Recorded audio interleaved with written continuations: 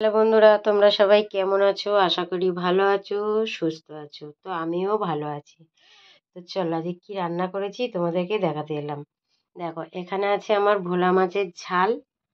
মাছগুলো বেশ বড় বড় হয়েছে, রান্না করেছি, খেতে হেভি হবে। আমি রান্না করেছি, আমিই বলছি।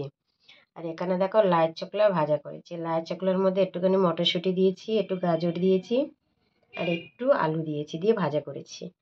আর এখানে দেখো পালং শাক রান্না করেছি, শীষ পালং। আর তো বেশি দিন খাবো না, শীতকালটাই বেশি পাওয়া যায় পালং শাকটা, আর কয়েকটা দিন হয়তো পাওয়া যাবে। তো দেখো চিংড়ি মাছ দিয়ে শীষ পালং রান্না করেছি, কুমড়ো বেগুন আলু দিয়ে রান্না করেছি।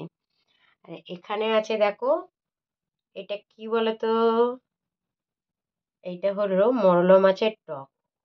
এই গরমকাল আসছে, আর এই টকটা এখন প্রায় দিনই হবে আমার ঘরে। ছোট মাছের টক, তেঁতুল দিয়ে টক করেছি। আর বন্ধুরা দেখো, আমরা সকালবেলা ঘুম থেকে উঠে শুধু আমরা খাওয়ার চিন্তা করি। দেখো কত কিছু রান্না করেছি, একটু পরেই সব এগুলো খেয়ে নেবো। তো বন্ধুরা, আমি এখন আসি, তোমরা ভালো থেকো, সুস্থ থেকো।